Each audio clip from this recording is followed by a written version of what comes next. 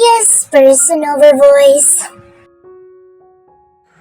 Ilang araw lang magmula nang magkamalay ako ay nagising na rin si Alex. Hindi ko alam kung paano siya lapitan. Kita ko sa mga mata nito noong bagong gising siya ang kakaibang takot ng mapatitig sa akin. Takot na takot ang mga mata niya sa akin. Tipong hindi niya ako matitigan ng matagal sa mga mata at hindi ko siya masisisi. Minabuti ko na lamang umiwas sa kanya. Ako naman ang pinaka-mild lang ang natamo sa aming pito dahil sa pagkawala ko sa sarili noong mailibing na si Grandpa. Kaya nauna na akong lumabas ng hospital kumpara sa mga kaibigan kong nabalian pa ng braso at ankle. Puno ng pasa sa katawan at muka at may sugat pa sa ulo. Sa Karina ay napukpok ko ng lapida sa ulo, kaya nagkasugat siya ng malaki doon. Maging si Alex na ikinakoma nito dahil sa pagbalibag ko noon sa kanya, ay tumama ang ulo nito sa gilid ng isang nicho. Marami din itong pasa sa pambubugbog ko sa kanya at hanggang ngayon nangingitim pa rin ang kinagat kong braso nito na nagkapeklat dahil bumakat ang mga ngipin ko at napadugo ko iyon noon.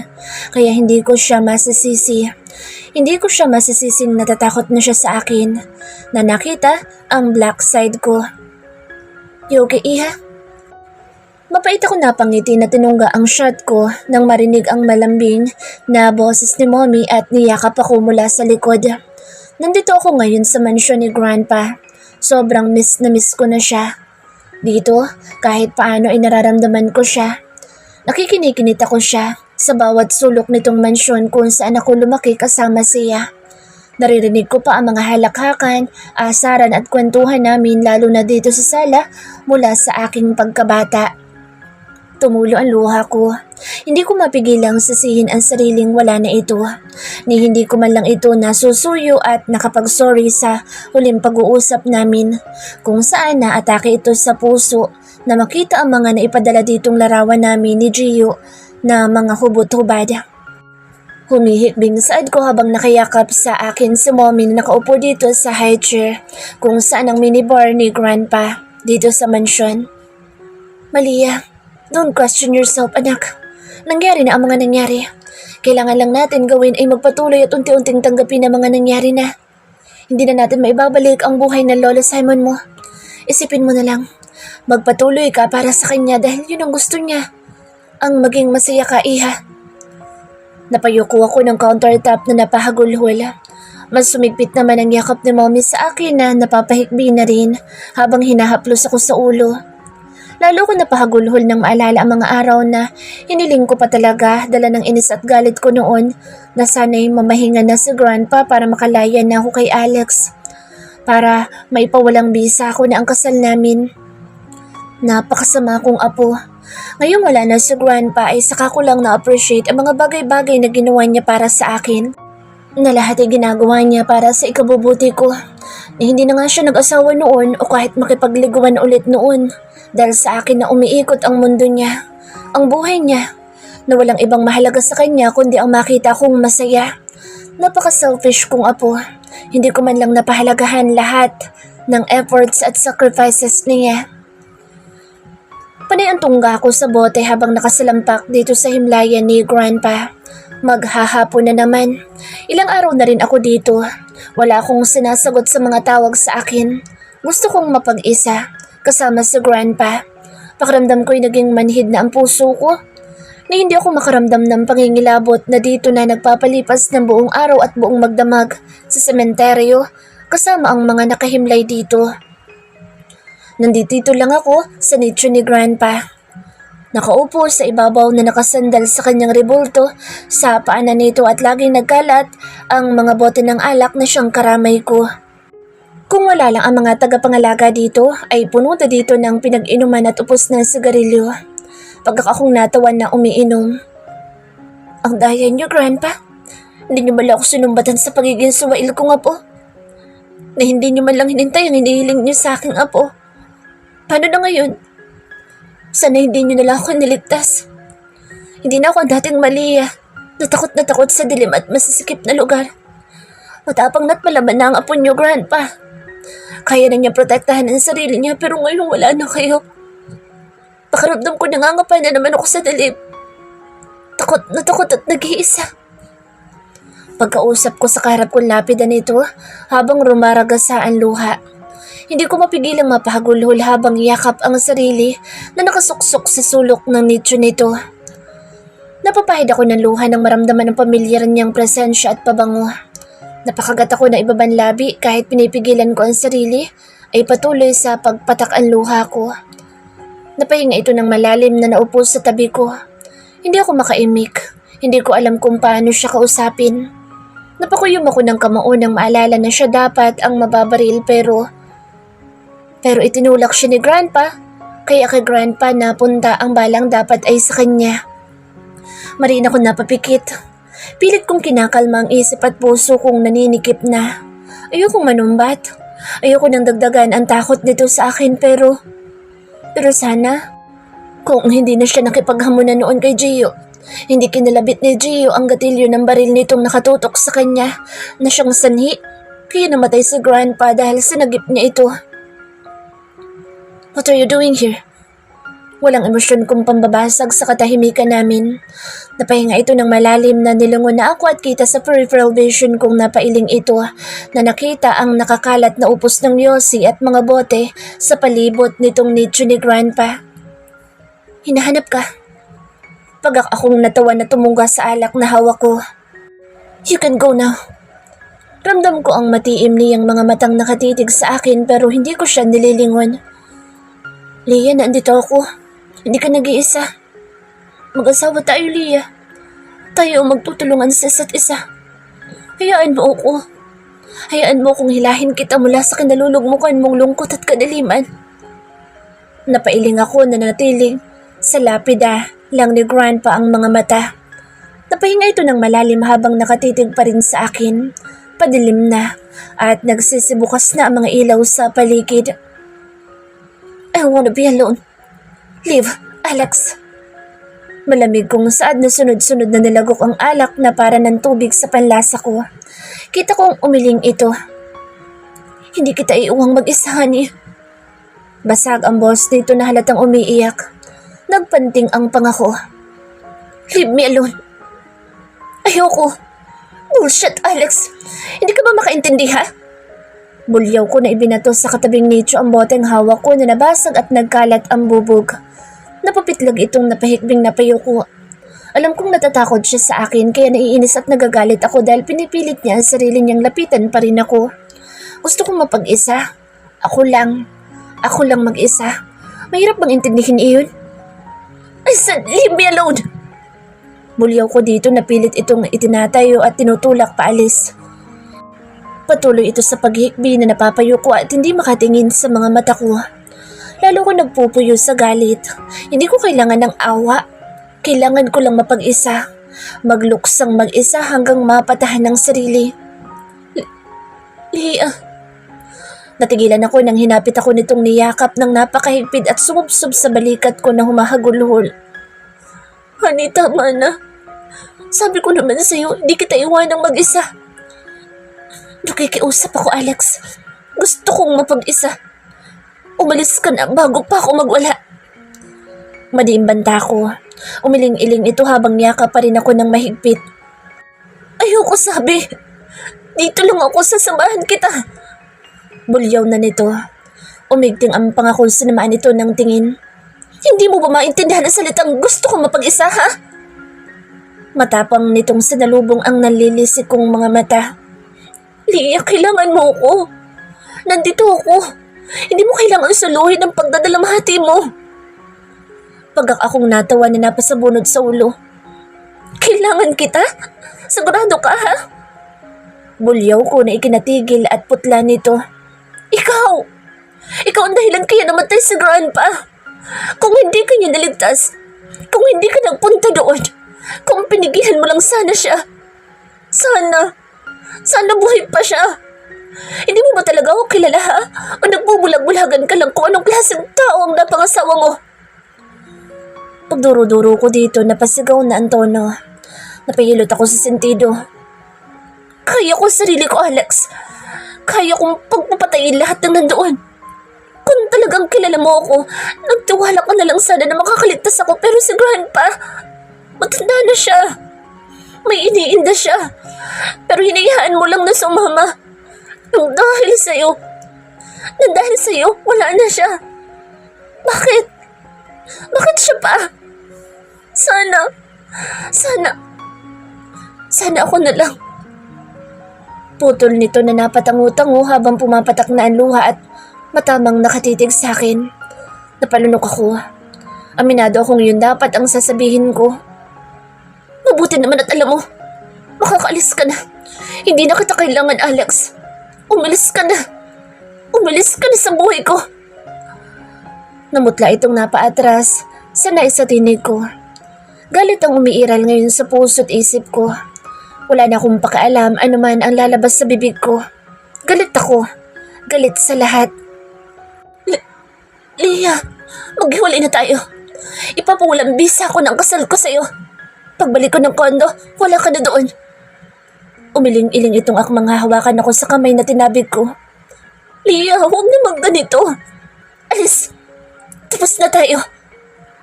Madiing saad ko. Ayoko. Naintindihan ko ang pinagdadaanan mo. Hindi ko aalis. Hindi kita iwanan. Nagingit-ngit ang mga ngipin kong napahawak sa bato kong tila puputok ng ugat ko sa ulo. Leah! Nagsusumamong pagtawag nito. Napakuyom ako ng kamao. Buong lakas ko ito itinulak at hinablot sa bulusan nito ang susi ng kotseng dala nito dahil wala naman akong dinadalang sasakyan ko. Nang magpunta ako dito dahil nag-taxi lang ako. Ayaw mong umalis? Pues, akong aalis. Bulyaw ko at buong lakas itong pinatid sa binti na ikinadaing at luhod nito. Honey! Hindi ko ito pinansin o nilingon. Patakbo ko lumabas ng sementeryo at sumakay sa kotseng dala nitong mabilis na pinasibat. Romeo! Romeo Malia Bonavista! I hate you! I really hate you! Pagsigaw ko na hinahampas-hampas ang manibela. Hindi ko alam kung saan ako pupunta. Blankong-blanko ang utak ko sa mga nangyayari. Para na akong nawawala sa sarili. Mas pinarurot ko pa ang kotse at walang pakialam kahit may mga nakakasabayang panay ang busina sa akin. Patuloy ang pagragasa ng luha ko. Akbang liliko ako palabas ng syudad nang biglang may bus akong makakasalubong. Agad kong tinabig ang manibela pero siya naman pagsulpot ng humaharurot na truck na tuluyang sumalpok sa kotse ko. Napakubra ko ng ulo at napapikit kasabay ng pagtulo ng luha ko at pagsilay ng mapait kong ngiti nang makitang papasalpok na sa mataas na pader ang kotse kong ilang beses na tumaob-taob sa gitna ng kalsada sa lakas ng impact ng pagkakabunggo sa akin. Leah, maghiwalay na tayo. Ipapawalang bisa ko ng kasal ko sa'yo. Pagbalik ko ng kondo, wala ka na doon. Umiling-iling itong akmang hahawakan ako sa kamay na tinabig ko. Leah, huwag na magganito. Alis, tapos na tayo. Madiing saad ko. Ayoko. Naintindihan ko ang pinagdadaanan mo. Hindi ko aalis. Hindi kita iwanan. Nagingit-ngit ang mga ngipin kong napahawak sa bato kong tila puputok ng ugat ko sa ulo. Leah! Nagsusumamong pagtawag nito. Napakuyom ako ng kamao. Buong lakas ko ito itinulak at hinablot sa bulusan nito ang susi ng kotseng dala nito dahil wala naman akong dinadalang sasakyan ko. Nang magpunta ako dito dahil nag-taxi lang ako. Ayaw mong umalis? Pues, akong aalis. Bulyaw ko at buong lakas itong pinatid sa binti na ikinadaing at luhod nito. Honey! Hindi ko ito pinansin o nilingon. Patakbo ko lumabas ng sementeryo at sumakay sa kotseng dala nitong mabilis na pinasibat. Romeo! Romeo Malia Bonavista! I hate you! I really hate you! Pagsigaw ko na hinahampas-hampas ang manibela. Hindi ko alam kung saan ako pupunta. Blankong-blanko ang utak ko sa mga nangyayari. Para na akong nawawala sa sarili. Mas pinarurot ko pa ang kotse at walang pakialam kahit may mga nakakasabayang panay ang busina sa akin. Patuloy ang pagragasa ng luha ko. Akbang liliko ako palabas ng syudad nang biglang may bus akong makakasalubong. Agad kong tinabig ang manibela pero siya naman pagsulpot ng humaharurot na truck na tuluyang sumalpok sa kotse ko. Napakubra ko ng ulo at napapikit kasabay ng pagtulo ng luha ko at pagsilay ng mapait kong ngiti nang makitang papasalpok na sa mataas na pader ang kotse kong ilang beses na tumaob-taob sa gitna ng kalsada sa lakas ng impact ng pagkakabunggo sa akin. Namanhid ang buong katawan ko. Namimigat ang mga mata at paghinga ko. Napangiti akong tumulo ang luha kasabay ng tuluyang pagsara ng mga mata ko. Grandpa, thank you. Hindi mo na pinatagal ang paghihirap ko. 6 months later, namamanid ang buong katawan ko. Dahan-dahan akong gumalaw at dinig ang pagtunog ng mga machine sa paligid kasabay ng pagkataranta ng mga pamilyar na boses sa paligid ko. Maya-maya pa'y may mga sumilip sa mga mata kong inilawan akong ikinasilaw ko. She's safe and stable now, Mr. and Miss Bonavista. There's nothing to worry about. Ani ng baritonong boses. Kumusta ang mga mata niya, Dok? Boses ni Mommy na bakas ang pag-aalala. She responds. Ibig sabihin, successful ang operation. Thanks God. Dinig kong bulalas ng mga ito na tila nahugutan ng tinik sa dibdib. What's going on? Piping usal ko na nakapikit pa rin at pinapakaramdaman ang paligid.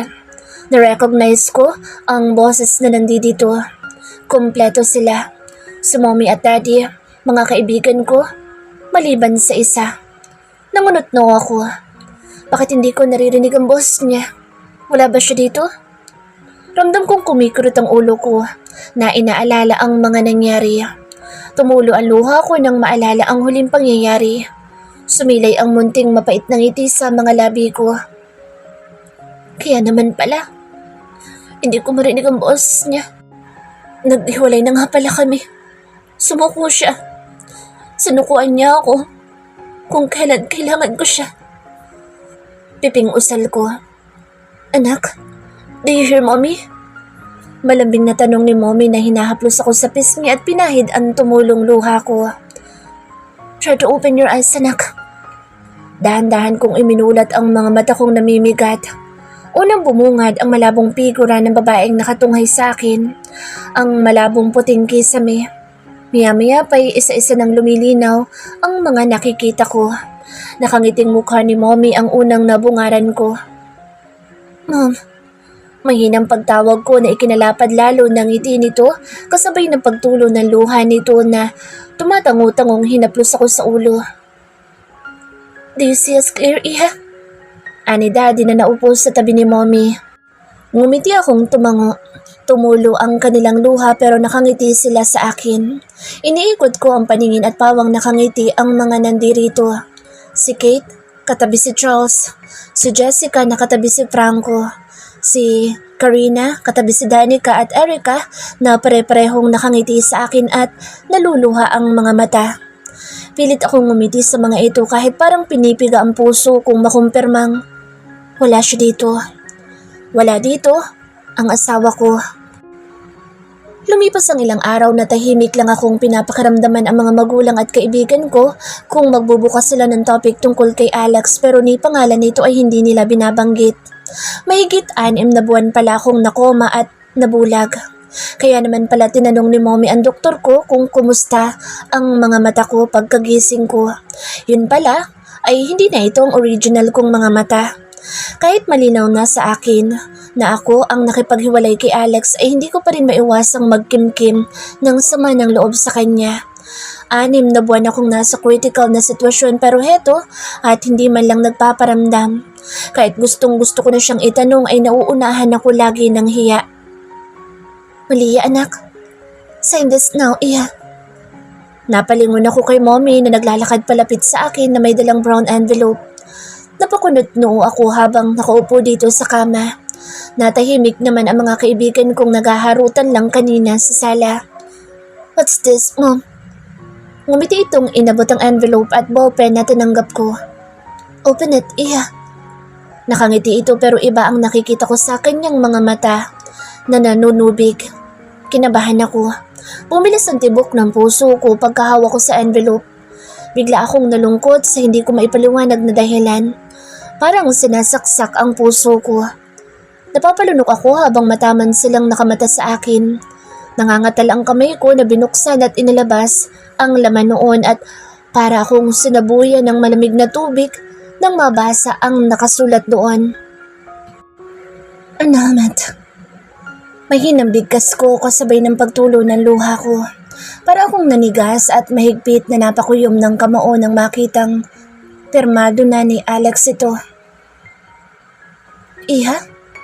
Dinig kong pag-untag sa akin ni Mommy. Saka ko lang namalayan na nabali ko na pala ang ballpen sa pagkakakuyom ko ng kamao. Pen. Mom. I need new one. Pilit kong pinatatag ang boses kahit patuloy sa pagragasaan luha at hindi nagaangat ng mukha. Here, buddy. Napalunok ako ng sikate na ang lumapit na nag-abot ng pen. Nangangatal ang kamay kong inabot iyon pero mahigpit niya namang hinawakan na ikinatingala ko dito. Madiin ang ora nitong nagingit-ngit ang mga ngipin. Sa nakikita ko ngayon sa kanyang mga mata ay puno ng galit na matamang nakatitig sa akin. Lalong bumilis ang tibok ng puso kong napapalunok na nakamata dito. Listen, Malia, Buena Vista Montecillo. Sigurado ka na ba? Once you sign that sheet of papers, it means you're letting him go. Think a million times, Malia, before signing that paper. Kalmado pero buong buo at may kadiinang saad nito. Kilala ko siya. At sa nakikita ko ngayon sa kanyang mga mata ay sa akin siya galit. Pilit akong ngumiti at muling napatingin sa annulment namin. Tumulong muli ang luha ko nang makita ang pangalan ni Alex na pirmado na niya. Hindi ko na napigilang mapahagulhol at nilukot ang papel na hawak ko. Hinayaan lang naman ako nila. Nakayuko ako at hinayaan nang lumabas ang bigat na kinikimkim ko sa dibdib ko at inihagulhol ito. Ang sama niya. Paano niya ako nagawang iwanan kung kailan kailangan ko ang kalinga niya? Kung talagang mahal at kilala niya ako, alam niyang galit lang ako at hindi seryoso sa mga naisatinig ko. Kundi dala lang ng galit. Bakit kung kailan kailangan ko siya, saka siya sumuko? Nasaan ang mga pangako niya? Na ano't ano ba na mangyari, nasa tabi ko lang siya. Tahimik ang mga ito pero ramdam ko ang kanilang mga matang nakatutok sa akin. Grow up, Leah. Palibasa na sanay kang ikaw lagi ang inuuna at center of attention na lahat, na kahit mali mo na ikaw pa sinusuyo ni Grandpa. Isipin mo din sa Alex, ang side niya, ang nararamdaman niya. May kadiinang saad nito na nasa harapan ko pa rin. Napailing akong nagpahid ng luha. Siguro nga hanggang dito na lang kami. Ayoko nang umasa pa sa kanya. Ito ba ang gusto niya? Ang mapawalang bisa ang kasal namin dalawa, fine. Ibibigay ko. May kadiinang sagot ko na napalakas ang boses. Akmang dadamputin ko na ang annulment at ballpen nang haklitin ako dito sa braso at may kariinang pumisil ang isang kamay sa pisngi kong pero sahang itiningala ako nito. Lalo pang nagdilim ang anyo nito kaya nataranta na lumapit ang mga kaibigan namin para awatin itong parang mabangis na lobong sasakmalin ako sa nanlilisik niyang mga mata na ikinalunok ko. Matindi kaming magalit na magkakaibigan pero walang-wala kaming lima kapag ito na ang nasagad na kahit pagsabay-sabayin namin itong awatin ay wala kaming binatbat dito. Buddy, kumalma ka. Kagagaling lang ni Leah sa koma. Nag-aalalang awat ni Jessica na hawak na si Kate sa braso. Yun na nga. Koma, hindi amnesia. Nasaan ang utak mo, ha? Akala ko mga mata mo lang nasira sa aksidente. Pero mukhang pati utak mo na tuluyan na rin naalog Buena Vista. Singhal nito habang pilit na siyang inilayo sa akin nila Jessica, Erica, Karina at Danica. Humihikbi namang inalalayan ako ni Mommy at Daddy. Kung ganun, nasan siya? Bakit wala siya dito? Bakit hindi man lang siya nagparamdam? Hindi ko na napigilang ilabas ang nasa loob kong katanungan. Napailing itong pagak na natatawa sa akin na patuloy sa pagraga sa luha. Ikaw ang pumunta sa kanya. Hanapin mo kung nasan siya dahil may mga mata ka na. Nakakakita ka na. Huwag puro ikaw na lang sinusuyo niya, Lia. Bitawan niyo nga ako. Buliyaw nito na inisang wak silang ang apat na muntik ng mapasubsob. Napakatalim pa rin ang mga mata nitong mataman na nakatitig sa akin. Kung wala lang dito ang mga magulang ko ay malamang kanina niya pa ako sinunggabang pinagbabasag na ang mukha. I can't believe you, Del Mundo. Akong kaibigan mo dito. Panunumbat ko na napapailing dito habang nakaupo pa rin dito sa kama. Exactly, Lia. Kaibigan kita. Kaya nga itinatama ko ang nalilihis mo landas dahil sa galit niya sa puso mo sa mga nangyari. Wake up, Lia. Wala na sa'yo siguran pa. Gusto mo ba talaga maging si Alex na nagmamahal ng sobra-sobra sa'yo? Mawawala din ang dahil dyan sa pride mo, ha? Napalunok ako na nagpanting ang panga at napakuyom ng kamuong pinanlisikan na rin ito. Sa mga mata naming napakatalim ng tingin sa isa't isa ay para na kaming nagpapatayan sa isip-isip. Pride ba? Hindi niya nga ako mapuntahan dito. 6 na buwan, Kate. 6 na buwan ako nakaratay pero nasan siya? Pagak itong natawa, naiglap lang ay nasa harapan ko na siyang haklit akong marahas. Isinandal sa pader kaya naalarma ang mga kasama naming inawat na ito. Nasaan siya? Pues alamin mo dahil nakakakita ka na. Gusto mong masagot ang katanungan mo kung bakit hindi siya nagpapakita dito? At permadong annulment niya dumating dito, ha? Napatikom ako ng bibig at di na kayang salubungin ang nagbubuga ng apoy niyang mga mata sa sobrang galit. Look at yourself, Manabista. Look at yourself. Mariin at makahulog ang saad nito na pabalang akong binitawan at iwinaksi ang apat na nakahawak sa kanya. Nagpapanting ang panga nitong napatingala sa kisame. Pulang-pula na ang mga mata niya sa sobrang galit. Anong ibig mo sabihin na tingnan ko sarili ko, ha? Kalmado at nautal kong tanong na nakamata dito. Napailing itong nagpahid ng luhang tuluyang tumulo. Manalamin ka. Mabagal at madiing saad nito bago ako tinalikuran na nagmartsyang lumabas ng silid kaya agad na napasunod ang apat dahil paniguradong maghahanap siya ng lalabasan niya ng galit niya para makalma ang sarili. Sa ganung paraan niya, madaling makakalma ang sarili kapag galit na siya, nambubugbog, nambabali, nanlulumpo.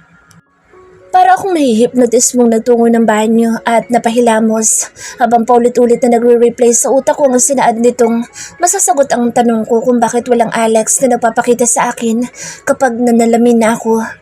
Panay ang hilamos ko at ginawa ng pamunas ng mukha kong basang-basa ang laylayan ng damit ko. Panay ang buga ko habang nakapikit at kinakalma ang puso kung nakakabingi na ang lakas ng pagkabog.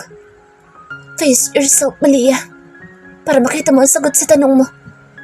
Pagkausap ko sa sarili, ilang beses akong humugot ng malalim na hininga bago dahan-dahang iminulat ang mga mata ko. Napapilig ako ng ulo habang pinapasadahan ang kabuuan sa kaharap kong salamin dito sa banyo.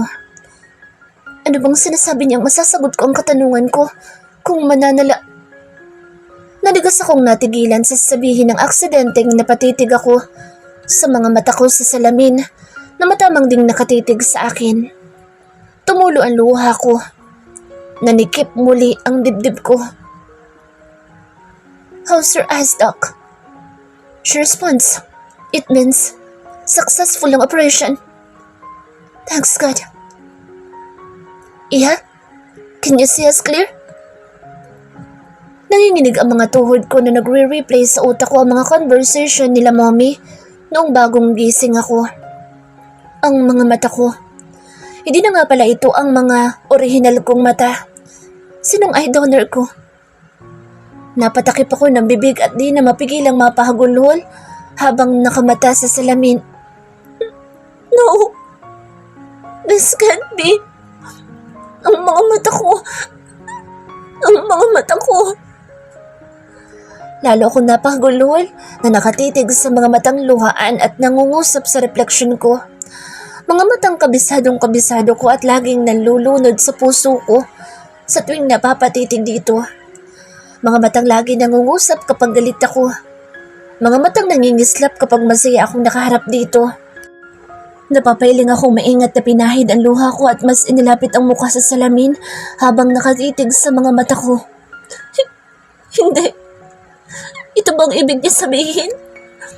Kaya ba wala silang binabanggit tungkol kay Alex? Kaya ba ni Anino nito hindi na nagpapakita sa akin?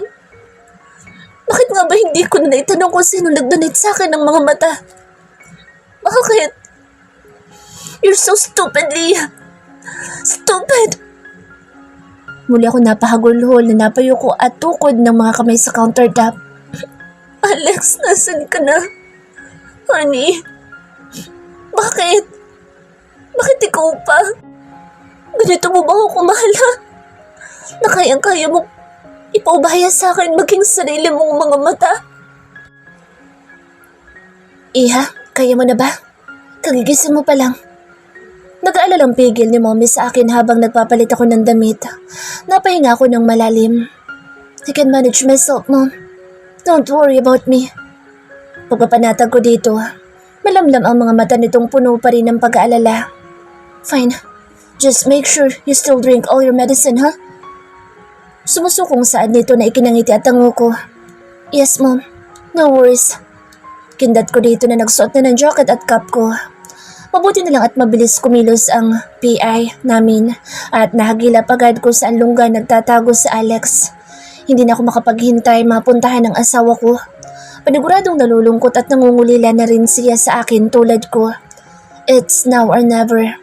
Babawiin ko ang asawa ko. Sakay ng sports car ko ay binagtas ko na ang kahabaan ng highway pauwi ng mansyon para sa chopper ako sasakay pabalik ng Mindoro. Kung saan ang probinsya nila Alex, kung nasaan siya ngayon, sana lang ay masuyo ko agad dito. Hindi naman ako papayag na habang buhay bulag ang asawa ko sa pagbibigay niya ng kanyang sariling mga mata sa akin. Kapag nasuyo ko na siya, ipapa-undergo eye surgery ko rin ito. Kahit imported pang mga matang ipalit ko sa mga mata nito ay gagawin ko ng walang panghihinayang, katulad ng pagkakaloob nito ng buong puso sa sarili niyang mga mata para sa akin. Hindi ko na inintay ang piloto ko at ako na ang nagpalipad ng chopper. Kabado ako dahil ito ang unang beses kong magpalipad nito nang walang gumagabay sa akin pero hindi na ako makapaghintay. Pakiramdam ko ay kailangan na ako ni Alex na matamang naghihintay na gumaling ako. Para masundo ko ito. Marahil ay iniisip na naman niyang magiging pabigat siya sa akin kaya lumayo na lamang siya at iniisip na wala na siyang silbi. Kaya pinirmahan na niya ang annulment namin para maging malaya na ako. Panay ang ragasan ng luha ko habang nasa ere ako papuntang Mindoro. Hindi na ako makapaghintay. Sobrang lakas ng kabog ng dibdib ko at hindi ko gusto ang kakaibang kabang nararamdaman ko. Parang may kung ano na nag-uudyok sa akin na bilisan ko pa nang makarating na ako sa kinaroroonan ng asawa ko. Halos takbuhin ko ang pampang kung saan ang isla na binabaan ko na kinaroroonan ng old house nila Alex. Sobrang bilis ng tibok ng puso kung parang lulukso na palabas ng dibdib ko. Napangiti ako nang sa wakas ay nasa harapan na ako ng bakuran nila. Napapahid ako ng uhog at luha kong naghalo-halo na sa mukha ko. Alex? Dahan-dahan ako naglakad ng bakuran nakamata sa bahay na bahagyang nakabukas ang pinto. Panay ambog ako ng hangin sa pagsisikip ng dibdib ko habang palapit ako ng palapit ng bahay. Leah? Natigilan ako sa boss na tumawag sa akin kaya napapihit ako at nabungaran ang pinsan ni Alex na nangangalaga nitong old house. Ngumiti ako lumapit na rin dito. Ate, may nakalimutan ka ba? Nangunot ang noo kong napapilig ng ulo. Anong ibig mo sabihin, ate? Kararating ko pa nga lang. Gulong tanong ko. Ito naman ang nagsalubong ang kilay. Sa Alex, ate, nasa loob ba? Nakangiting tanong ko na unti-unting napalis na lalong magsalubong ang mga kilay nito na bakas ang kalituhan. Ate, bakit? May problema ba? Kabadong tanong ko na napakuyom ng kamao. Iba na ang nararamdaman ko sa nakikita ko sa itsura nito. Kaalis lang. Hindi ba't pinasundo mo siya sa mga tao niyo? Kaya tinatanong kita kung may nakalimutan ba kayo? Para akong tinakasan ng lakas sa isinaad nitong ikinagawang ko sa panghihina ng mga tuhod ko. Nag-aalpasan muli ang luha ko sa narinig na may sumundo na kay Alex dito.